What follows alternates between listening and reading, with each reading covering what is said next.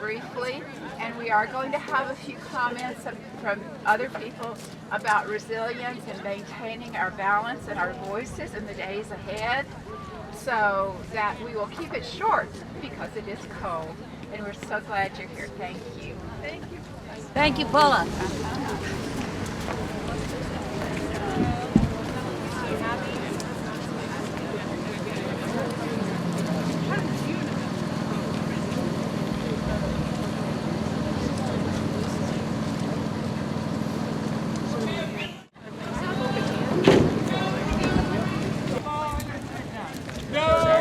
Hello, how are you? Nobody is above the law. Well, we know right from wrong, and it's as simple as this song. Nobody is above the law. Oh, the Congress ain't above the law. No, the Congress ain't above the law. Well, we know right from wrong, and it's as simple as this song.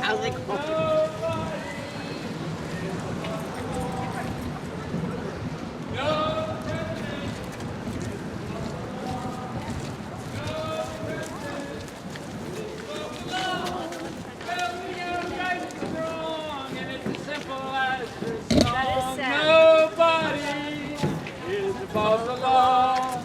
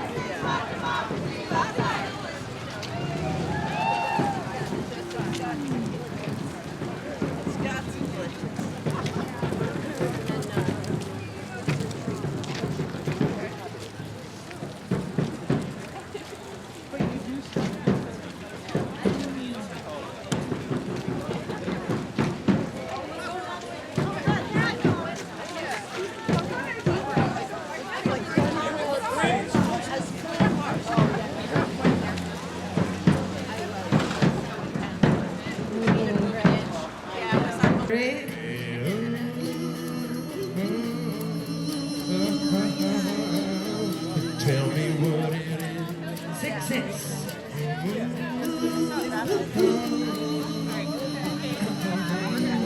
Tell me what it is.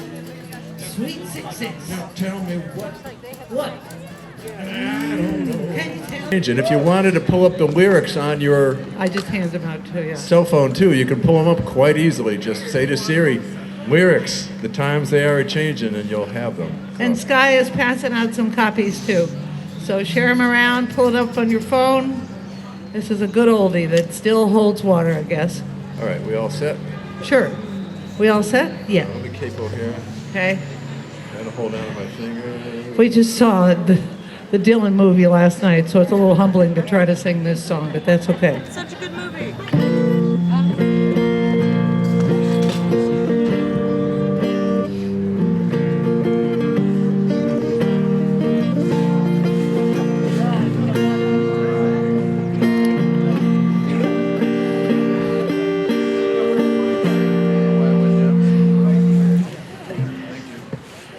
We're here because we believe everything that you have on these posters. So thank you. Thank you for the voice.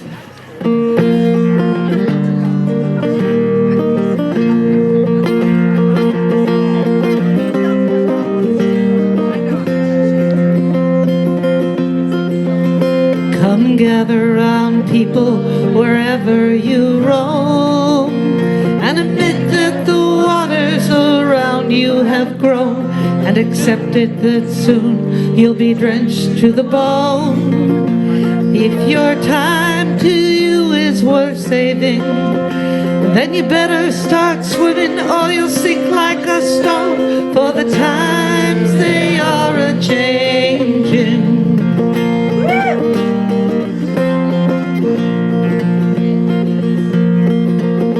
Come writers and critics who prophesy with your pen, and keep your eyes wide, the chance won't come again. And don't speak too soon, for the wheel's still in spin, and there's no telling who that it's naming.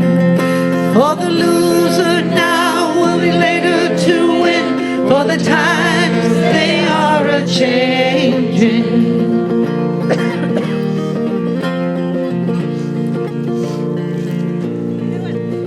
Come senators, congressmen, please heed the call.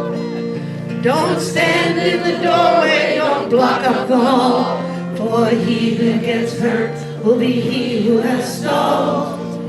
There's a battle outside and it's raging. Sing up, sounds good. You soon shake your windows and rattle your walls, for the times they are a-changing. Yeah, sounds good.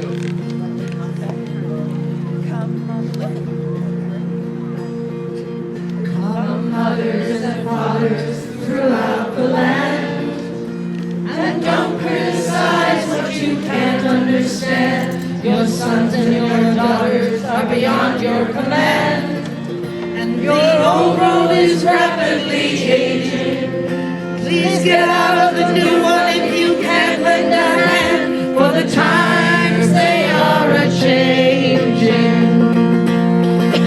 Big voice now. Well, the line it is drawn and the curse it is cast.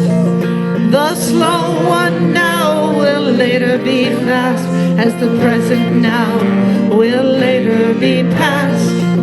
And the order is rapidly fading, for the first one now will later be last. And the times they are a-changing, for the times they are a-changing, for the times they are a-changing. Thank you. Thank you to Bardo. And welcome everybody. Hey! You shout, you jump, you get warm. Molly Burke is going to come up. She has a few words for us. Maybe we'll do some more singing, and we have a special song we want to end this with, okay? Molly? For a short person. Okay. Can everyone hear me? Okay. So for those of you who don't know me, I'm Molly Burke, state representative from Brattleboro. And this is a great event, and thank you everybody for coming. And thank you for inviting me here today. I am so honored to speak to you, friends and neighbors, acquaintances and strangers in the town I love, in the state I love. We're living in dark and challenging times. In January 2017, 8 years ago, I attended the Women's March in Montpelier, one day after the first inauguration of our president-elect. It was a magnificent outpouring of rage, creativity, and optimism. The power of women was everywhere on display, with pink pussy hats making an appearance. Use this microphone. A lot of people can't better. This mic is not working, so this one side. Here you go. You try. All right. Shall I just pick up from where I was? Try to interrupt. Maybe back up. Yourself again first. Okay. Just introduce yourself again. But should I start from the beginning? Or? Okay. Yes, start from the beginning? No, okay. Yeah, Molly Burke, state representative. Okay. There, I was talking about pink pussy hats. The power of women was everywhere on display, with pink pussy hats making an appearance as a fashion statement.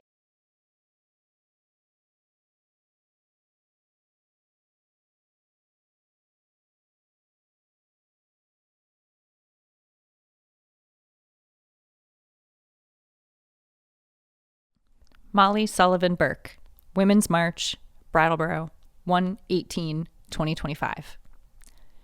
Thank you for inviting me here today. I am so honored to speak to you, friends and neighbors, acquaintances and strangers, in the town that I love, in the state that I love. We are living in dark and challenging times. In January of 2017, 8 years ago, I attended the Women's March in Montpelier, one day after the first inauguration of our president-elect. It was a magnificent outpouring of rage, creativity, and optimism. The power of women was everywhere on display, with pink pussy hats making an appearance as a fashion statement and protest symbol. The spirit of this gathering was replicated in cities all over the country and all over the world. Participants marched for a variety of causes related to human rights, women's rights, healthcare, racial equality, LGBT rights, and more. It was the largest single-day protest in the history of the United States, with over 4 million participants.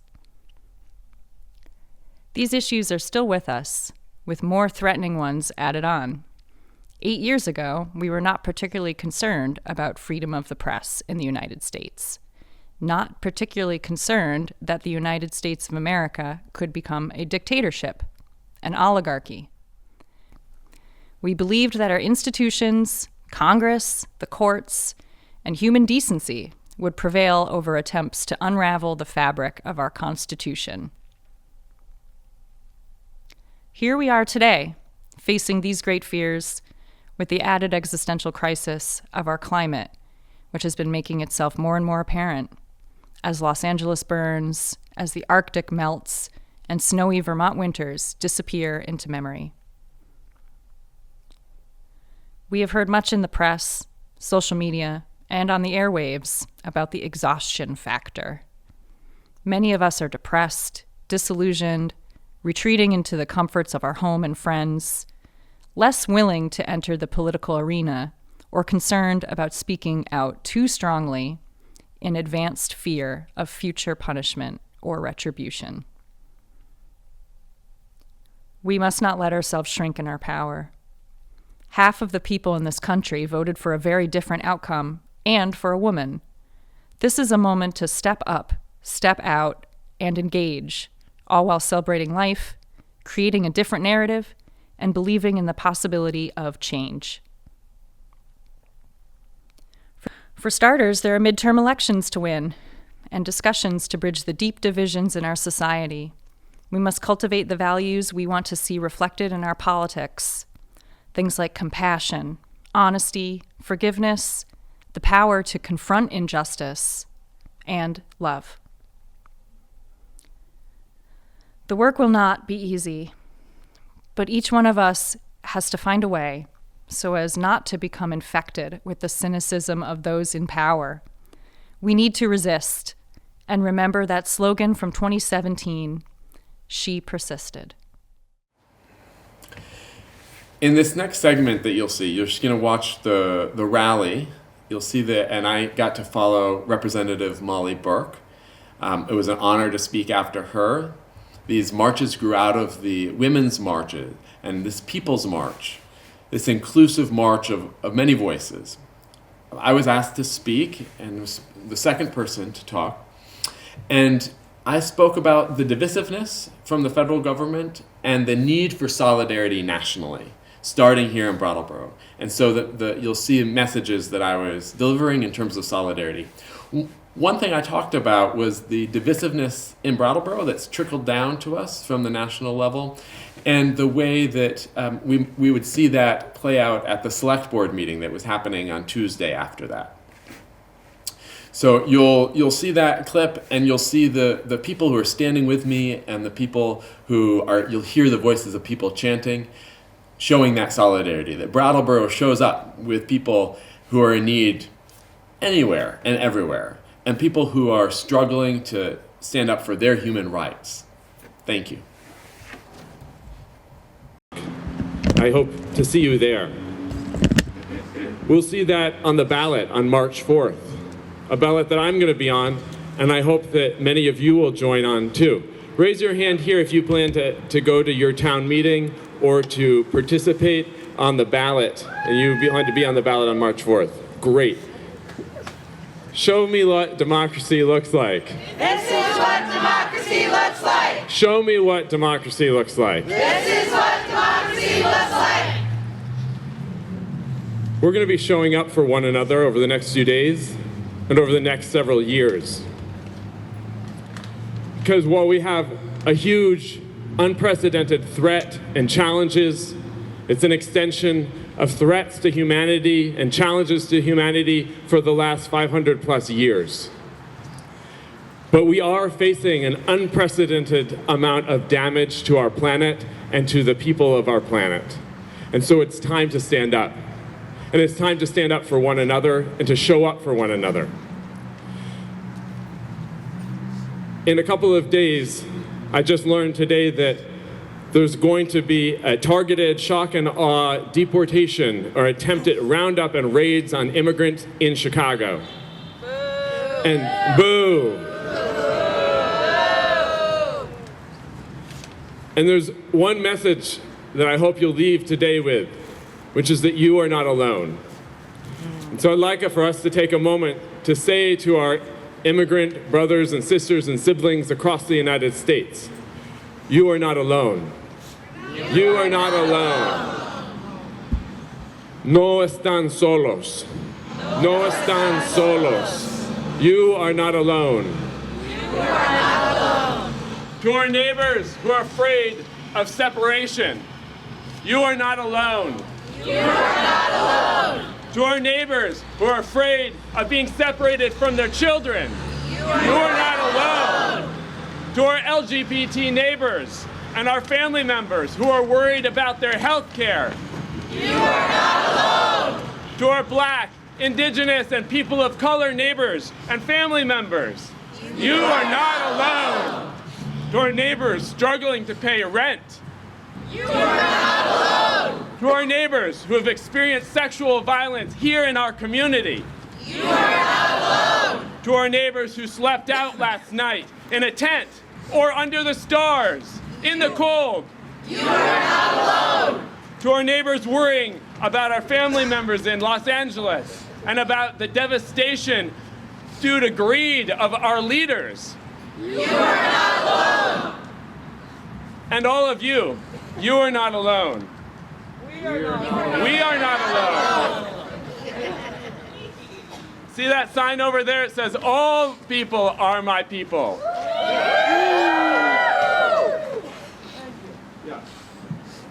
So there's one more thing that I wanted to say, and I wanted to say it to the microphone so you can hear well. There's a song that my mom, Laura Evans, up in West Brattleboro taught me, which says, "Weeping shall endure for the night, but joy cometh in the morning." And then as an adult, when I joined a church, I found that, those words are in Scripture too. And so I wanted to teach you this song, because even though there's going to be a lot of weeping, there's joy. And that joy doesn't belong just to some of us, but it belongs to all of us, and all of us get to remind each other and find the joy and to build that power that we need to survive. So it goes like this. Weeping shall endure for the night, but joy cometh in the morning. Joy cometh in the morning. So that's the whole song, and we'll sing one line, I'll sing a line, then you can repeat it with me, and then sing the next line, you can repeat it with me, and then we'll sing the whole thing. So, weeping shall endure for the night. Weeping shall endure for the night, but joy cometh in the morning. Joy cometh in the morning. Joy cometh in the morning. Joy cometh in the morning. So the whole thing now. Weeping shall endure for the night, but joy cometh in the morning. Joy cometh in the morning. Thank you.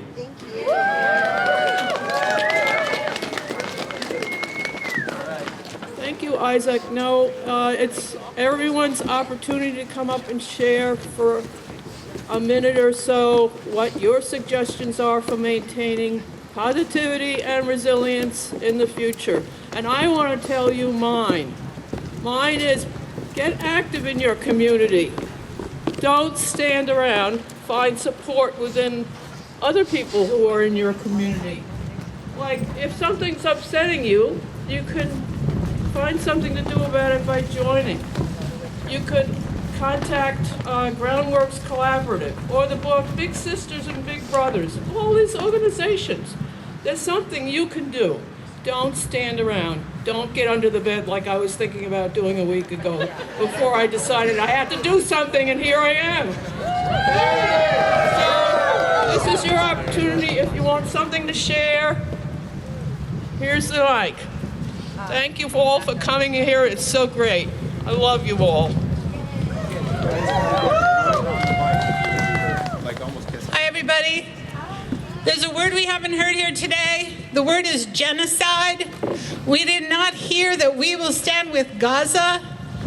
Please remember that the things that are being implemented, the measures that are being implemented to shut down the dissent and the protests about Gaza will be used to shut down everything else. Palestinians are the canaries in the coal mine. They come for Palestine, they come for Palestine activists, they come for anti-Zionists. Next, they will come for the rest of us. They will come for you. They will come for LGBTQ. They will come for disability rights. Please keep in mind that these mechanisms are put in place now, and we'll see them across the board. Dan DeWalt, my friend, has something to say about some measures that are going to be on the March 10 ballot. Thanks, Kate. Thank you all for coming out today. what we're facing right now is unprecedented. Our democracy has never been strong, and it has never been fair. But now it's a serious risk of not even having a chance to become that. We have to become strong. We have to make ourselves strong in our own communities. That means each one of us has to reach out to our neighbors, to our people who we think we can trust, and we have to build trust. We have to build units of power.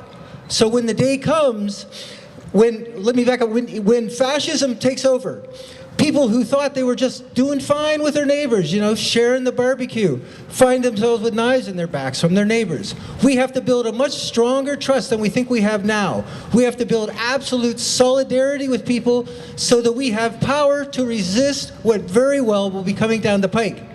An example of this is the anti-apartheid resolution, which just got enough signatures in Brattleboro to get on the town meeting ballot, as well as in Newfane. In Newfane, Vermont, we asked 101 people to sign that piece of paper, and 98 of them did. So we are in the majority against genocide. We are in the majority in solidarity with our brothers and sisters across the world who are suffering from tyrants. Now we are about to experience that same suffering under tyrants, and we have to make ourselves strong and resilient, and that means we actually have to do something. We have to actually take action. We have to reach out to people who we don't know that well. We have to expose ourselves and make ourselves vulnerable now to our neighbors so we're not vulnerable to the government and the fascists and the billionaires who have taken control and have nothing in mind except furthering their gains at the expense of us. We are the power. We refuse to recognize it. We refuse to take care of it and nurture it. Now is the time to stop refusing, embrace it, and make it real. Free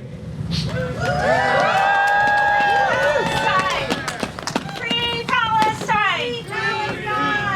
Free Palestine! Thank you, Dan. How many people here live in Brattleboro? I see show of hands. All right. How many of you are town meeting representatives? That's better. I would remind you that what Dan said, we've got town meeting coming up. It's a representative town meeting. If you're not a town meeting rep, get down to the town clerk and find out how you get your name on the ballot and how you can be a town meeting member. And then you have a voice in what's going to come. This is due January 27th. And if you don't make it by then, you can probably get in on the day of town meeting. Pay attention. This year, January 27th, get your petition in. Hi, folks. My name's Skylar Gould. I ask you to not fall prey to the massive public relations job by the nuclear power industry to try to convince everyone that we need nuclear power in order to combat climate change. It's a fallacy. It wouldn't work. If their wildest dreams came true, it would only put us in reverse.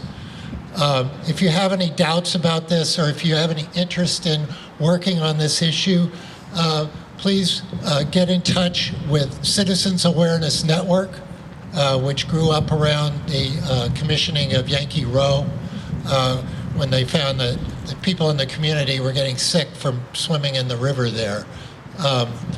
It's important that this not be, that the liability of the nuclear power industry to the climate is unending and never ending, and we need to stop it now. Thanks. Never ending? Boy, it's only 50,000 years, right? 240,000 years. Greetings, neighbors. My name is Mary Frances Drake. I'm a minister. I live in Putney. I just wanted to say that I'm really happy to be among you and to be standing up for our neighbors as ourselves. And I want to also say, Mother Teresa said she wouldn't stand against anything, but she would stand for something. And so I want to encourage you to use your formidable creative force of your being to stand for peace and the more beautiful world our hearts know is possible. This is why we gather, and I hope to see you out there and that we can include all of our neighbors so that we're not fighting against them, but we're joining together as human beings together and making a new way. I believe it's possible, and I believe that all of you who came here believe it's possible. So thanks for coming.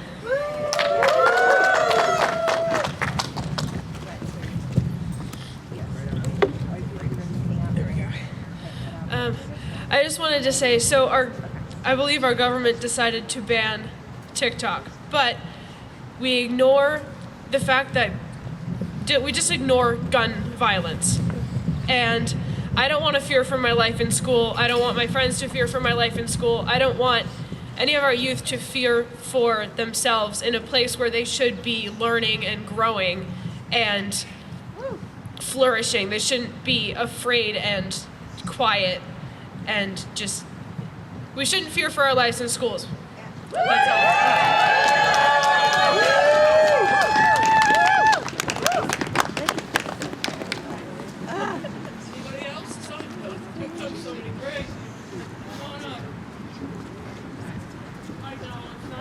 But we can do it. You can do it. So can you hear me? Yes. So I teach new Americans how to speak English, and I work with them every day. And I just want to remind people to give them solutions if they're coming into trouble. Remember, we have Vermont 211, and they can call it and get all kinds of information for help.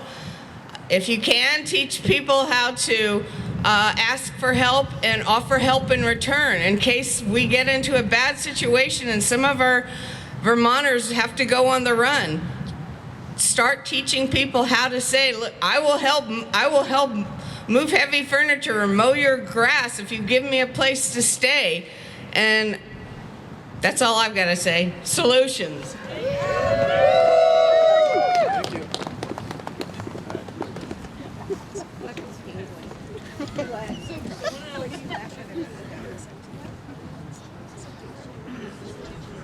Hi, my name is Beth Kendall, and I live in Brattleboro, and I have a petition here for a town meeting rep, and if there's anyone from District 9 who is willing to sign it, I'll be standing right down there, so I can get this in before I go away on Tuesday. Thank you! Thank you for running. One quick thing.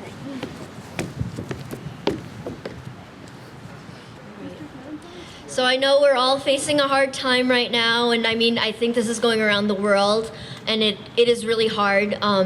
But I just want to say that we're all stronger together, and Trump won by like 1%. So there's a lot more people, even though they want to silence us. We need to just keep speaking up. I know it's not going to be easy, and you're going to get tired, but we need to take breaks, but we need to all come back together and fight for what we believe in.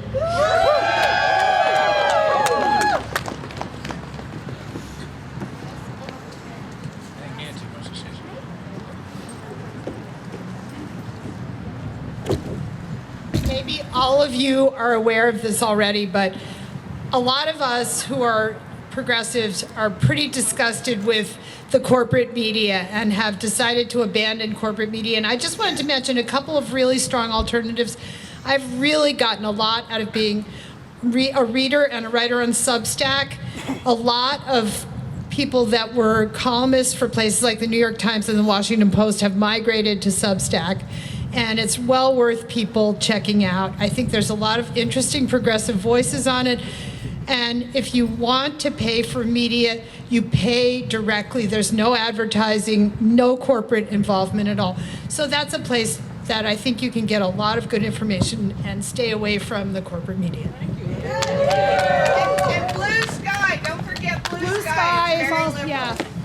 And a lot of the left publications need support now in these times. The Nation, all the other left publications so please support our media. Stop paying the corporations for their advertising. My name is Linda Hay. I live in Guilford. I've been in Vermont for 49 years, and I built an addition on my house. My house was tiny. I built a 2-bedroom addition. I have taken in 2 Afghan refugees. And anybody who has a spare room can offer it. There are elderly Vermonters who need a better place to live. There are people with children, if you've got a lot of space. if you're willing to take in a refugee, call ECDC, and they'll help. It may seem impossible. I took in Sahila and Abdul. Sahila is now my daughter. She married Abdul. He's my son. I'm 77. I did not expect to become a parent at this age. I am a cat lady and proud of it. My 2 adopted children from Afghanistan love the cats. The cats love them. And anybody who says I should have had children is full of it, because I was the librarian at Academy School for 30 years, and that was an incredible amount of children who still come up to me at Price Chopper and say, "Guess what, Miss Hay? I'm still reading."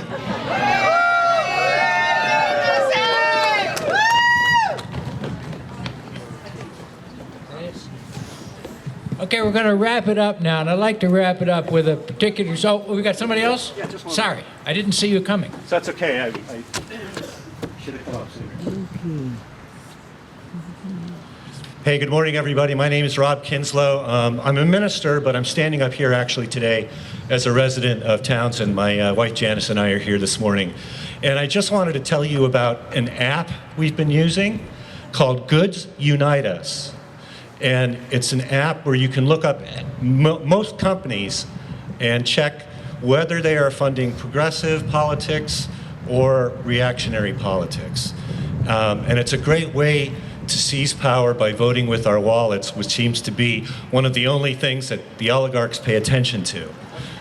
It's called Goods Unite Us. It's an app. It's great. Use it and vote with your wallet. It gives us a voice. Thank you.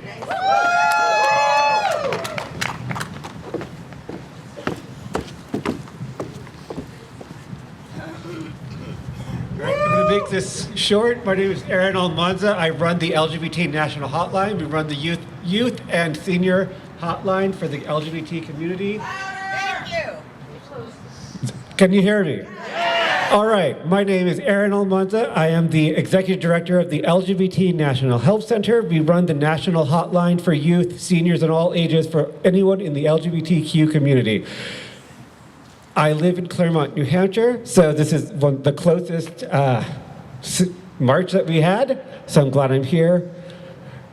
I need to say that it's good to see all of you here. We need to be bigger. So this is the first of many, many marches we are going to be having, many, many times that we're going to be gathering together. So I ask you, this is your homework before you leave here. Meet somebody else here that you don't know. We are a community that hasn't met yet. Meet each other, know each other, don't eat each other. We can't start infighting now. Let them do that. That is their war. Our war is a war of love, and we have to keep together.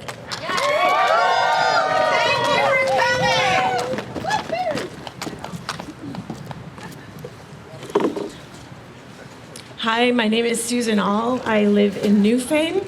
One thing I have not heard mentioned is the opportunity to experience harm reduction in our community. If you don't know what that is, I encourage you to discover what it is. And I want to state very clearly that people who use drugs are not our enemy. People who live in visible poverty are not our enemy. I might be preaching to the choir, but I feel like this community and the communities around us have an incredible opportunity to live that in our experience of the way that we're treating one another and the way that we're supporting the policies which will lift up all of us and meet us where we are. Thank you.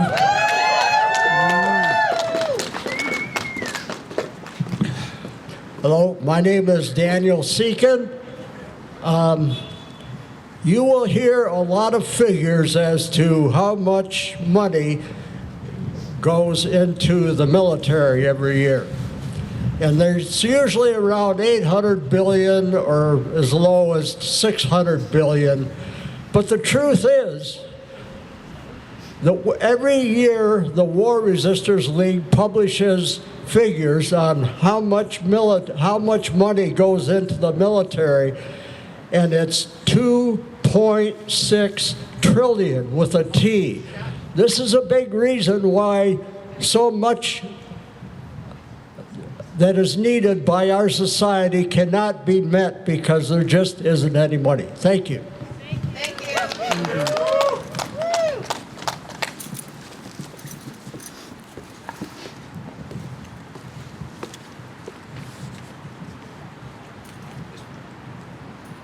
I wasn't planning to speak today, but I'm going to because I didn't hear that Black Lives Matter.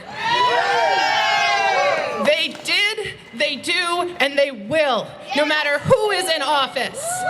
And I want to say, on this Martin Luther King Jr. weekend, which I also did not hear enough about, as we look to leaders, look to black leaders, look to queer leaders, look to female leaders. I think of the beginning of Stonewall, when we were led by black trans women. Trans rights matter. Black lives matter. And when we think of Martin Luther King Jr. and his words, we don't just think of the platitudes that are easy to share on Facebook.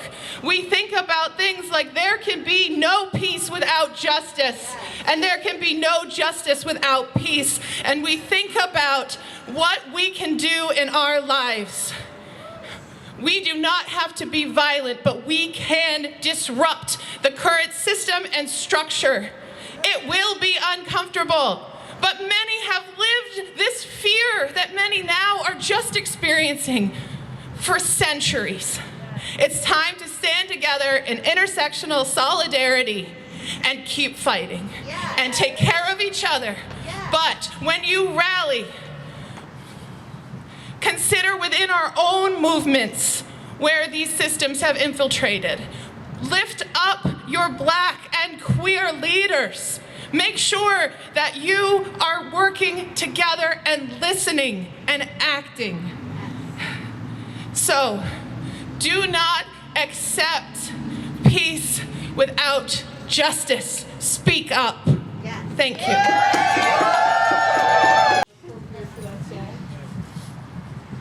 I started a minute ago with this. There were other people who wanted to speak, but apparently we've got it now. On May 29th, 1982, right here on this bandstand, another group of fascists, the Ku Klux Klan, attempted to recruit people here in Brattleboro. Maybe some of you were there. Okay, there's one. They spoke a while, it didn't work, and led by a group of ministers in Brattleboro, they were not forced off the stage, but left in the knowledge that they had failed. And we're facing more fascists now, and I suggest we do here today what they did then, and for Martin Luther King Day. Please join me, if I can do it, in what they sang May 29th, 1982. We shall overcome.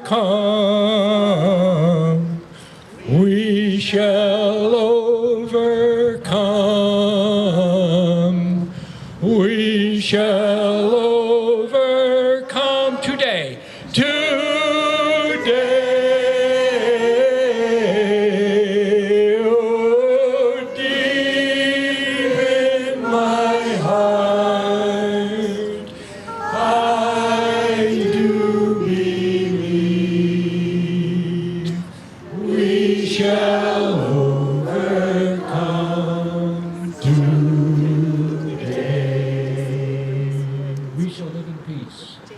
We shall live in peace. We shall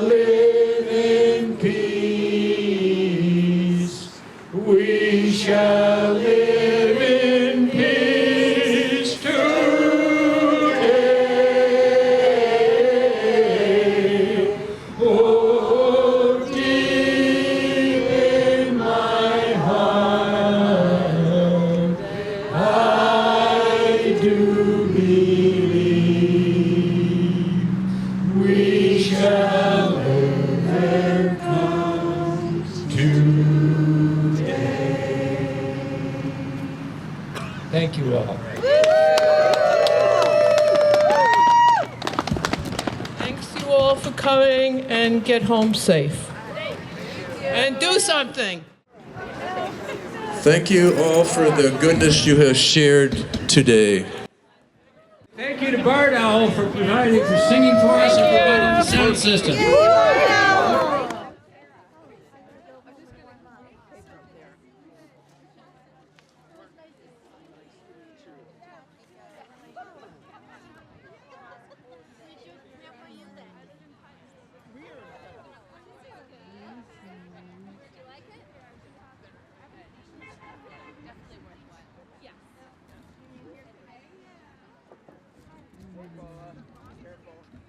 Hi. Hi. Hi. MD, did you see how Isaac took off his hat? Hi. I'm always helping Maddie. Oh, do you think? Can I see your sign? The kids are waiting for me. Oh, okay, okay. Please. I'll take this. Okay. Can I see? We're gonna walk Can back. I film your sign? Can I film it? How are you? Good.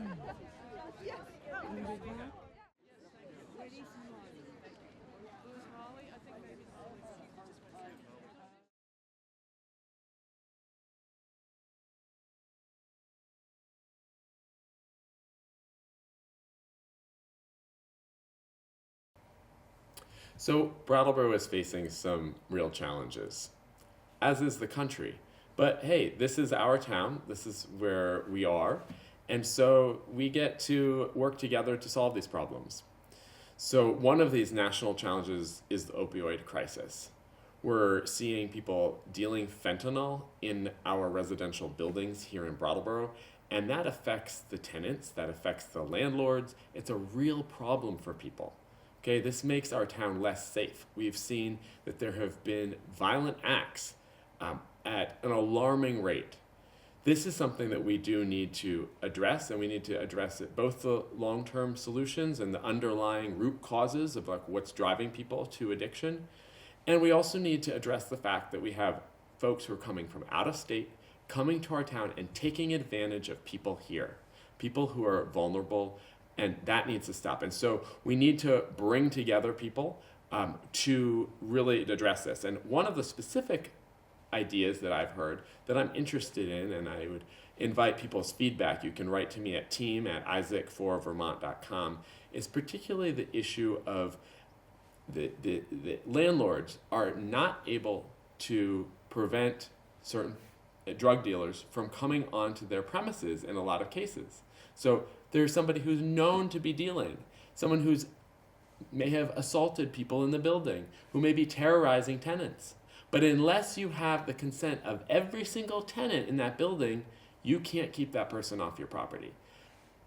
That's concerning to me because the tenants have rights. And those tenant rights, the rights of all the neighbors, that matters too. And so we need to look at how can we make it easier for landlords and neighbors to address the problems that are affecting their buildings. And there are neighborhoods that have done amazing work in this town in terms of cooperation to really, with landlords and with the town, to address serious opioid dealing operations that are happening in our community. And so we need to take that spirit of collaboration to address these problems and see what other tools the landlords need to address this.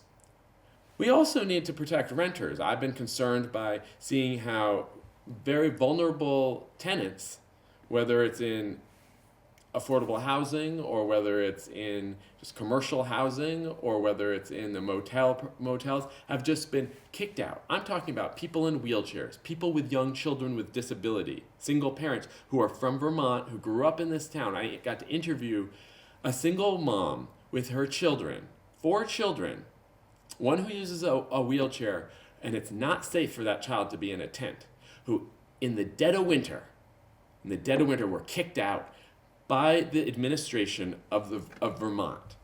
Now the government is now in Vermont spending more money for more expensive solutions to now address the problems that they have created. So I look forward to working collaboratively, and you can see that that I really rest that responsibility with our state government. And yet we're facing the reality that we're having to deal with the failures of our state and federal governments. And that's just the way it is. So I'm looking forward to calling up the governor's office and seeing what might be possible and their willingness to come down this way. It'd be great to have Governor Scott come to Brattleboro. And there's also work that we can do here with our state legislators and with our select board. So another issue that I want to work on, and I'm excited to talk to people in Brattleboro about, is I've been hearing a lot about people's concern about people out in the cold. There are about 400 people who are experiencing homelessness in Brattleboro. And it's not right to me that as a town we're letting people sleep out in the cold. When I was a child growing up in West Brattleboro, at one point we were living in a structure that didn't have insulation to save money. And it was December and it got so cold that my parents called up the neighbors, and our neighbors took us in. Our neighbors opened their doors to my parents and to me as an infant and said, "You can stay with us in our second floor for the winter." And so that's the sort of compassion that I grew up with in this town, where we really looked out for our neighbors. I don't know of any other state that has more neighborliness than Vermont. And the Secretary of State just came out with a report that ranks the states in terms of, it shows where Vermont falls. And we're one of the most neighborly states. We're one of the most politically engaged states. And so we have an opportunity to show that neighborliness and to continue to show that neighborliness to people who are in real need. And to come together in the colder months of the year is great, but there are a bunch of other months too where we could be doing some planning around this. And I know there are folks who are working hard on this, and I want to lend my expertise with financial management, with nonprofit administration, and with public service. I had the opportunity years ago to serve on the Vermont State Board of Education. I was appointed by Governor Howard Dean, and in that role I helped oversee a budget of $886 million, and that was the annual budget of the department. And our job was to make sure that those dollars were being spent well, spent wisely, because that is taxpayer dollars. And so this gets into the question of fiscal responsibility. The Brattleboro taxpayers, through our elected select board and through representative town meeting, and get to decide where we want to spend our money and how much we want to spend. That's a big responsibility, and one that, as your member of the select board, I would take very seriously. And that's why the other night I spoke up at the select board meeting, the one that was on Tuesday, and I said, I challenged the board, the current select board, to ask them, had they followed the advice, the unanimous statement of the Finance Committee, the Brattleboro Representative Town Meeting Finance Committee, which includes people across the political spectrum, had they done what they had asked? Like, had they looked at potential staff cuts for the town? That's a hard thing to do. And I would do, that's a responsibility I take very seriously, because we're talking about people's livelihoods and their contributions to our town. But as the select board, that's their responsibility, is to look at everything. And personnel is the majority of the expenses of our town. And so instead they're looking at, they're cutting service, they're looking to cut services and cutting and deferring maintenance that's needed now for the future to avoid looking at any personnel. And we're talking about new personnel that haven't even been fulfilled, these positions. Like, our police department has not been at capacity of 27 people where we've been budgeted for years. But this year, the select board voted to bump that up to 30. We have the new program, the BRAT program, for unarmed officers, and we're in the process of getting that going. I'd like to see how that works out. And that's what I'm hearing when I talk to conservatives who are saying, fiscal conservatives, people who don't like spending taxpayer money more than we have to, who do care about safety, and who really do, and who are in support of the police. They say, let's try this. Let's try one thing at a time. Do we really need a substation downtown the transportation center? We didn't have the funds to create some sort of social services there, but So do we really have the funds to create a new office there? And are people sitting behind a desk in the transportation center really going to make our town safer? Or is it people out in the street connecting with one another, keeping an eye on things and talking to each other? I mean, I tend to think that's what's going to make our town safer. There is certainly a role for law enforcement to play in a way that's accountable to the needs of this community. I don't know that that's it. And so fiscal responsibility is a value that I bring. I'm a Vermonter. I grew up in a frugal household. I understand what it means when we are talking about increasing people's taxes. My parents, who are on fixed income, they live in this town. And I think about them. I think about the people who are struggling to pay their rent. And that's one of the reasons why I do support protections for renters as well as for landlords. And we need to look at what are the protections that we need to move forward together. Finally, I want to talk about the idea of solidarity. This is something that is going to be so important over these next months and years in Brattleboro and across the country. Because for as much as we value our independence in Vermont, we are part of the United States of America, which is part of the world. And the United States of America is at a very perilous moment. All you have to do is to turn on the news and see what has happened with the pardoning of people who attacked the Capitol, that assault on our country. My father and my father-in-law and all their brothers served in our military during the Vietnam War. And to me, that was a tragedy, that war, for many people, including for members of my family. And to see what's happening to our country and to see what many people fought for, the ideals of democracy, of freedom, of responsibility and accountability, is saddening beyond belief. So, I lead a weekly morning prayer service online for a church. And I started doing that 5 years ago at the beginning of the pandemic. And, around this inauguration, I have felt a lot of sadness. Not because of who the president is particularly, but because of what people in power, people with a lot of money, have allowed. And we have an opportunity here in Brattleboro to choose between the divisiveness that we see at the national level, that we see in our Congress, that we see in the White House, and a path of solidarity with our fellow human, whether they're just down the block on Canal Street or up in the hills of West Brattleboro, or whether they're across the river in New Hampshire or down in Massachusetts, or maybe in Iowa, or maybe on the West Coast.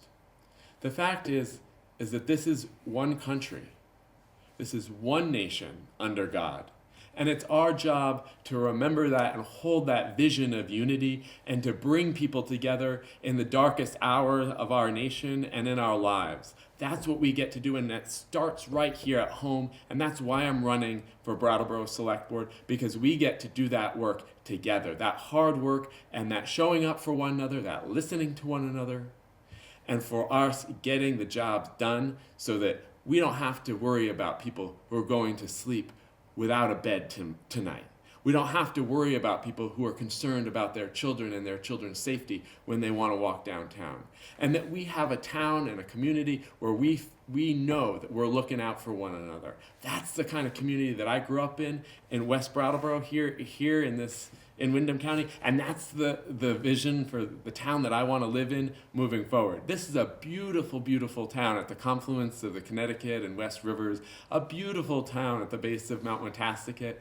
I love this town, and it's our opportunity on March 4th to show up and to vote for a candidate who's going to represent those values and the value and that vision for a town that works for every single person who lives here. to make that happen. We need collaboration from government, from everyday people, and from the people who are watching. We need you. And so this campaign is about that hope for a community where we take care of one each other, where we look out for the common good, and we get to have that welcoming community that we want. And that solidarity that teacher Janaki taught us at Brattleboro Area Middle School is something that I'm carrying through, and carrying it through we carried it through that rally, and carry it through this campaign and on into the future. But that divisiveness and that fear, we've seen that show up at our select board meetings, that anger towards people who have created some real challenges, but it's not just them. It's our community that needs to show up and make sure that we're addressing the needs for safety for our residents, and also the basic human needs of food and shelter and care for our neighbors. So that divisiveness is what I was talking about when I spoke about the issues, both nationally and closer to home, that we'll be seeing in the near future. Thank you.